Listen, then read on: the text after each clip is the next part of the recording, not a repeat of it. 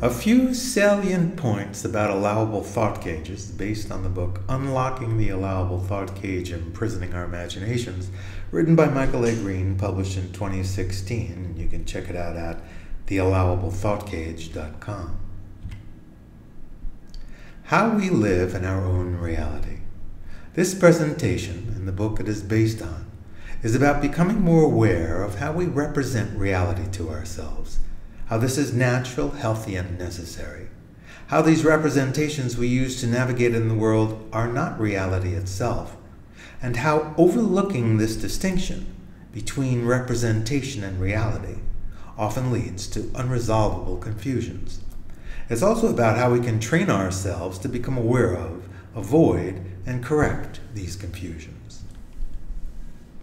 Why should you care about this?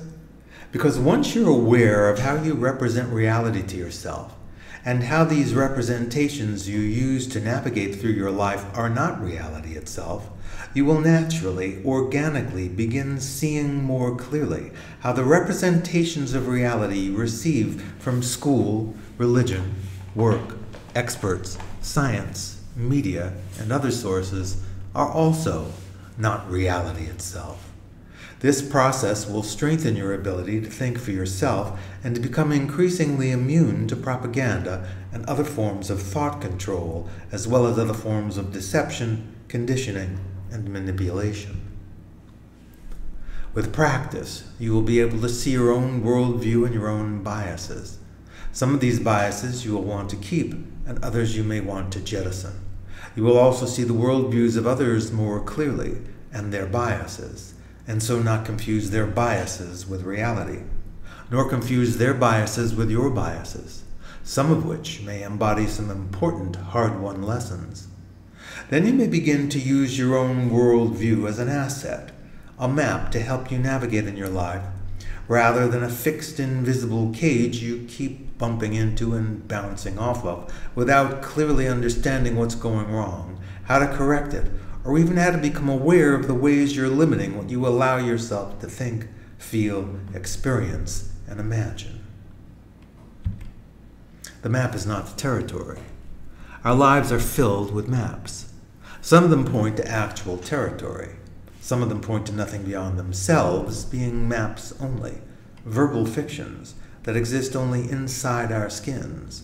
Some of them point to actual territory with varying degrees of accuracy, distortion, and error.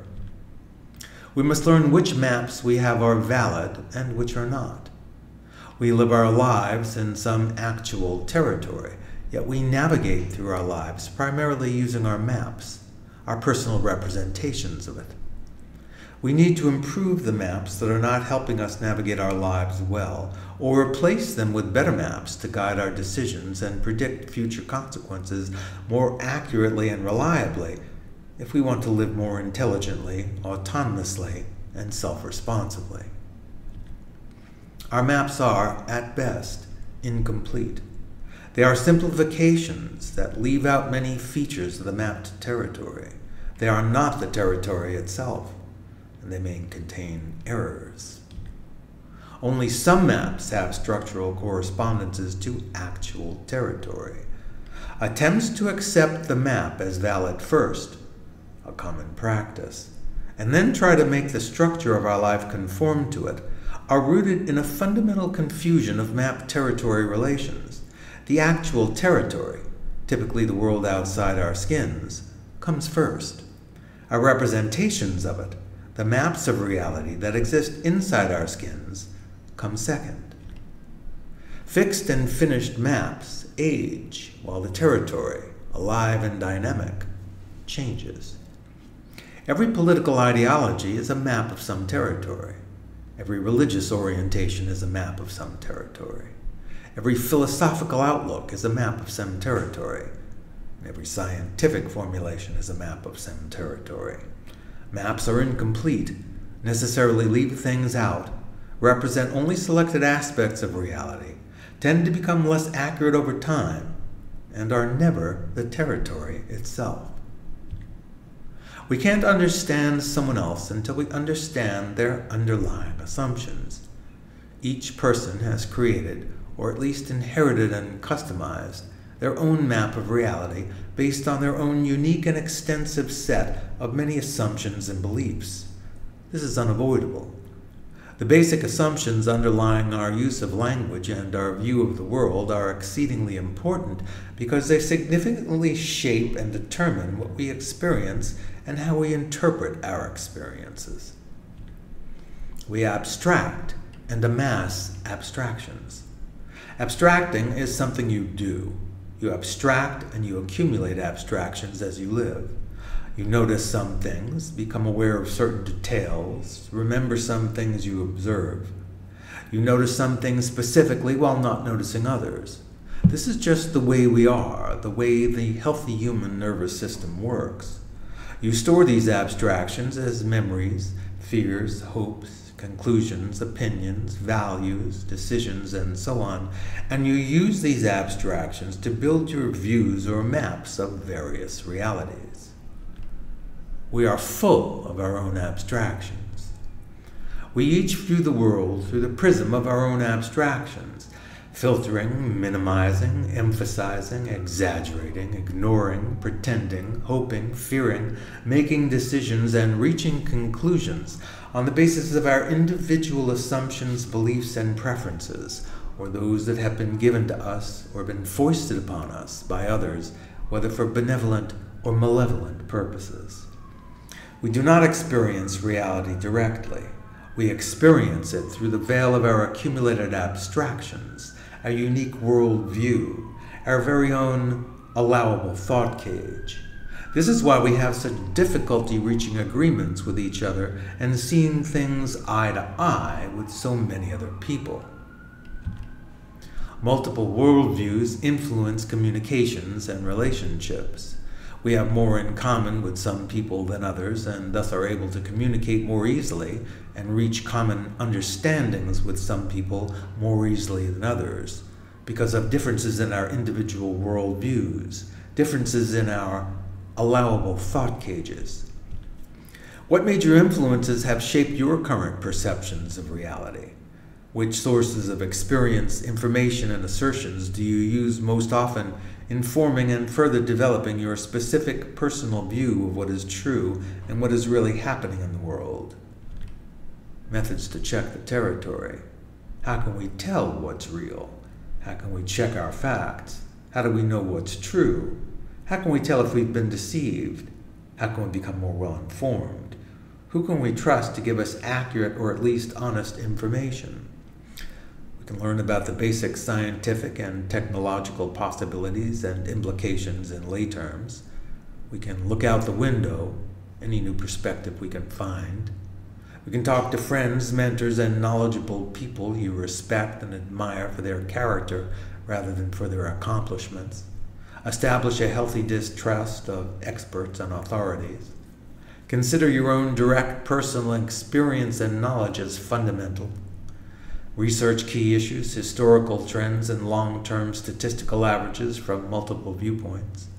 Explore alternative media to help you break out of the mainstream media cage your imagination can become bound within. Without these measures and practices, you're living within the sealed bubble of what you're being told by those you're listening to, whoever they are. If there's something else you could come up with, email me. I'd like to add it. A story from a television interview. Bill Russell jumped up to block 5 shots early in his first professional basketball game. His first coach told Russell a good defensive player never leaves his feet. Bill tried not leaving his feet but couldn't defend as well, so he went back to jumping up to block shots. His coach concluded he wasn't a good defensive player. His second coach, Red Auerbach, concluded he was the best defensive player he'd ever seen, and the Boston Celtics dominated the NBA for years with Russell as their center. How could this have happened? How could the views of these two highly trained and experienced professional NBA coaches possibly have been so radically different? Dogmatic attitudes based on orienting by fixed definitions. This is the general pattern we find when people orient by definition. This is an example of how our existing abstractions, in this case our existing definitions, can confuse us when we forget they are not the territory itself. Number one, we have some territory. Number two, we have some observations about some territory. Three, we have a definition based on those observations. Four, we have further assertions of our existing definition. And five, our fixed definition prevents or distorts additional observations. Here's a real-world example based on former basketball star Bill Russell, still arguably the best defensive basketball player ever to play the game, and his relationship with his first coach. The territory is basketball players playing good basketball. Bill Russell blocks shots by jumping up in the air and swatting them away. A good defensive basketball player never leaves his feet. That's his definition. Bill Russell is not a good defensive basketball player because he keeps leaving his feet. A good defensive basketball player never leaves his feet. Improving attitudes based on continued inspection of the facts.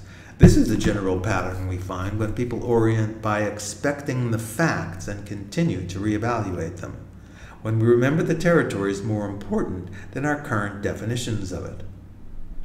Here's a real-world example based on former basketball star Bill Russell and his relationship with his second coach. Basketball players playing good basketball. We're looking at basically the same territory. We have similar observations. Bill Russell blocks shots by jumping up in the air and swatting them away. And we have the same definition: a good defensive basketball player never leaves his feet. But instead of reasserting our definition, we have further observations of some territory. Bill Russell is the best basketball player I've ever seen because he keeps blocking shots. A good defensive basketball player sometimes leaves his feet to block shots. Because we can continue to consider the territory more important than our definitions and continue inspecting the facts and improving our definitions, we can improve our definitions and learn. In summary, the territory, the fact, reality, or objective reality comes first. Our maps of it come second, and our definitions are deeply ingrained maps. Sometimes we become confused and believe the map is the territory. Sometimes we put the map first. Sometimes we consider the map more important than the territory and cling to our orientations no matter how many times they prove false, fail to help us navigate where we want to go, or fail to explain our actual experiences. We each have our own allowable thought cages or worldviews that include our established definitions. We can become increasingly aware of our thought cages, our worldviews, full of our accumulated abstractions. We can learn to become conscious of which of our internal representations of reality are valid and how to test them for validity, and when this is possible. In other words, we can learn to distinguish between the maps inside our skins and the reality outside our skins they point to, so we can stop confusing them with each other, a common yet difficult to correct map-making error. For much, much more, check out the book and other available resources. Go to www.theallowablethoughtcage.com, where you can download the first chapter. Just click on Sample on the website menu. If you have any questions, you can email me by clicking Contact on the website menu.